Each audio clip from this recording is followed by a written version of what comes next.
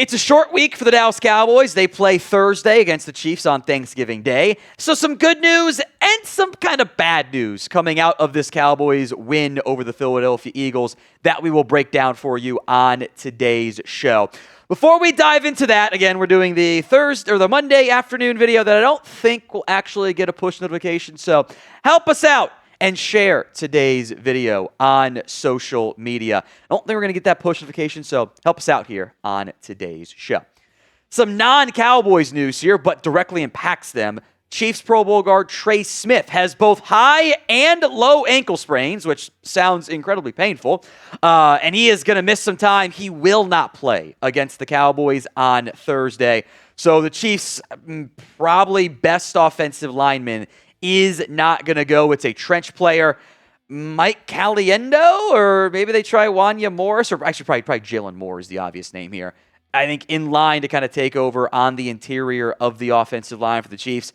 That bodes well for the Cowboys' three-man front, which apparently, three defensive tackle, the five-man front, which apparently the Eagles didn't know they were going to do when we have spent how many days talking about it is insane to me. Shout out Philly for, I guess they can't read a game film either. Go figure. Cowboys, I think a big game expected again from Quinnen, from Osa, and from Kenny Clark. Let's go to the Cowboys ankle injury. That's Tyler Guyton, a high ankle sprain as first reported by ESPN's Todd Archer. He is going to miss some time. I think at minimum the Chiefs game, I think they kind of want to see how he responds to the injury and like what the timeline of recovery is. It's still pretty early on that front. Do not anticipate the Cowboys having Guyton against the Chiefs, obviously. And I would argue probably not against the Lions either. We'll see on that front. It's very frustrating for Guyton, who, despite two really bad, one of them was horrific and obvious. The tripping penalty was just terrible by Guyton. Issues on that side of the ball for Guyton overall had been improved. He was playing better football over the course of the season. I actually thought he kind of stacked some of his best games of the year in a couple games in a row. Now he's going to miss some time. The bright side here, Nathan Thomas, I thought played pretty well. I thought he had a very quality showing in a handful of snaps against the Eagles. Got beat less than he had in previous games, really combined.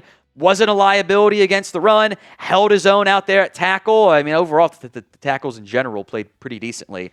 I think Nathan Thomas, from what we've seen, left tackle versus right tackle, just seems to be more comfortable on the left side of the offensive line. So he is in line to start. I think he'll do a solid job and probably as much as you could realistically hope for in terms of getting good play out of Nathan Thomas as a backup offensive lineman. So what is your confidence level in Nathan Thomas starting at left tackle? 1 to 10 is your scale. Let me know in the comments section of today's show. We don't have a lot of details right now as of filming. We'll see if this changes over the course of the next 24 hours or so.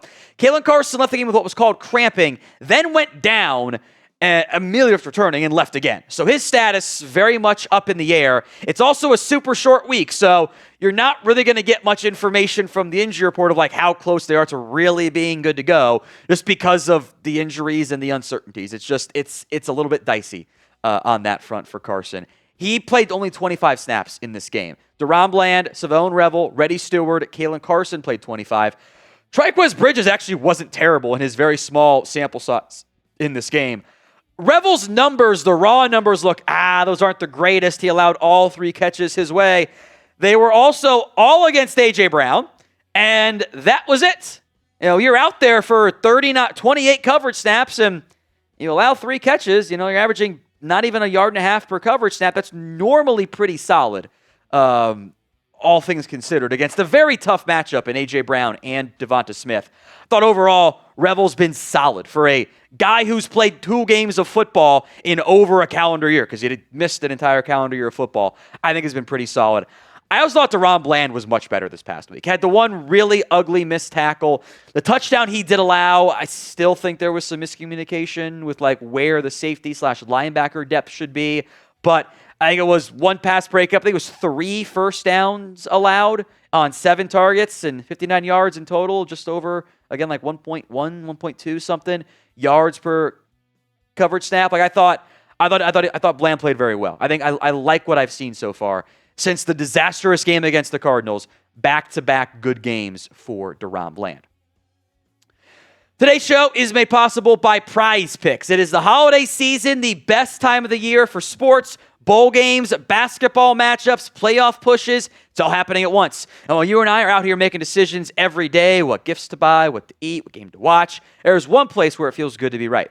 PrizePicks. They now have early payouts. If your lineup gets off to a hot start, you may have the option to cash out those winnings before the game even finishes.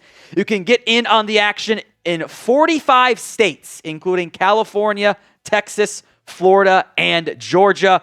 Little Turkey Day PrizePicks power play for you. George Pickens, more than a half rushing/receiving TD. Jake Ferguson, more than 33.5 receiving yards. Lamar Jackson, more than 25.5 rushing yards. Download the PrizePicks app today and use code CLNS to get $50 in lineups after you play your first $5 lineup. That's code CLNS to get $50 in lineups after you play your first $5 lineup. PrizePicks, it's good to be right. Let's talk linebackers here, sticking with our good and bad moments. Inconsistent is how I would again like to describe the play from the Cowboys linebackers in this game. Some good and some not so good. I was a little surprised to see the Cowboys try to lean on Marist Liufau early in this game. He was pretty bad early on, and they quickly went, nope, this is not an option, and kind of didn't play him very much down the stretch. A little surprised they only played a handful of Shemar James snaps. Thought the speed against Jalen Hurts might be a good idea. For the most part, it was Kenneth Murray, DeMarvion Overshown, and Logan Wilson. Now, Murray had a big-time fumble recovery, which there were like 5 Cowboys defenders there. There were a couple good coverage moments, not perfect, but like good job closing down on plays.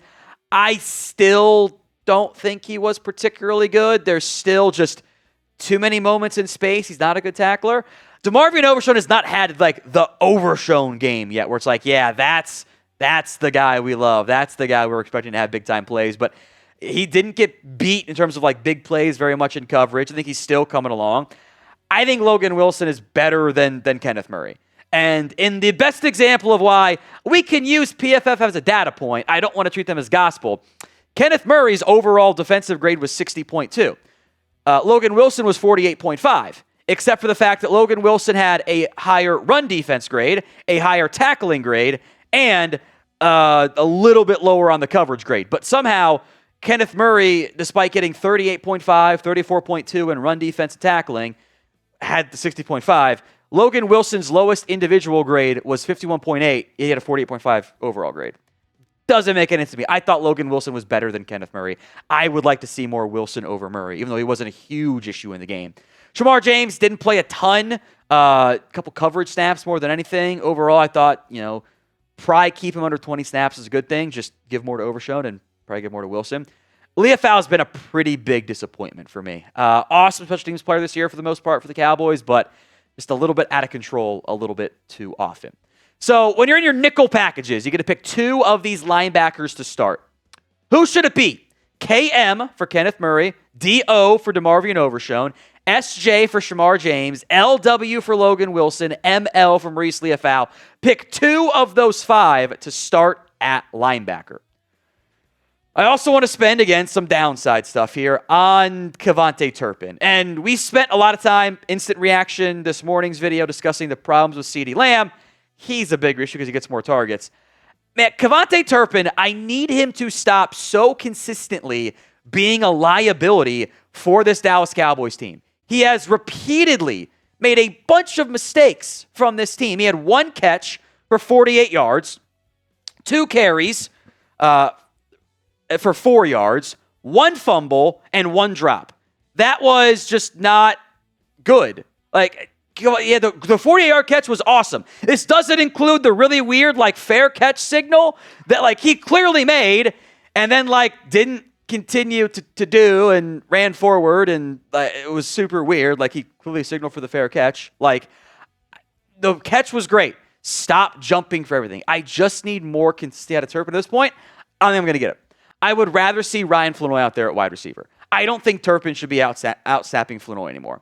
Turpin can be a gadget guy and a jet motion guy, but you dialed up multiple plays for him. The screen, the handoff, and the reverse were particularly like Turpin designs. The one catch was not as much of a design. It's kind of a free roaming play. On the 3 designs you had for Turpin, you had a drop and a fumble.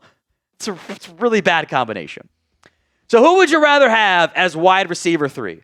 RF for Ryan Flanoy or KT for KaVontae Turpin? Let me know in the comments section of today's show. Also want to mention the tight ends. Jake Ferguson, we almost had a very different conversation on after he almost fumbled the game away. But despite that, overall was very good. I thought blocked pretty well. I also thought his blocking to free up Dak Prescott touchdown one was some of the best blocking we've seen. I also want to give some love to Brevin Spann-Ford. He continues to be one of your best run blockers, period. He has the size to be, not quite like the Darnell Washington in Pittsburgh, but like a poor man's version of that. He has been awesome as a blocker, and he's doing some good stuff in the passing game. Had the nice touchdown catch in the back of the end zone. Being 6'7" helps you there. I like what I've seen from Spann-Ford. I want to see him get more snaps than Luke Schoonmaker.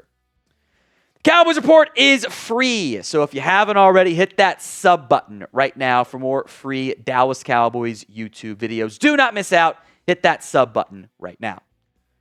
One note before we go, the Cowboys have kind of reverted into being the penalty boys. They have to dial these back and improve. Too many penalties. 2 by Tyler Guyton. 2 by Tyler Booker, one of which was declined. The Ryan Flanoy, that shouldn't have been a penalty, block punt, but I couldn't tell live until the second replay even, was a big-time issue. Shemar James penalty. KaVontae Turpin with his penalty. Jake Ferguson had a penalty. Jadeveon Clowney lined up offsides. 8 penalties, 69 yards. Tough to win that game. Easier when the opposing team has 14 for 96, but that's not that big of a gap in terms of total yardage. Cowboys have to be better moving forward.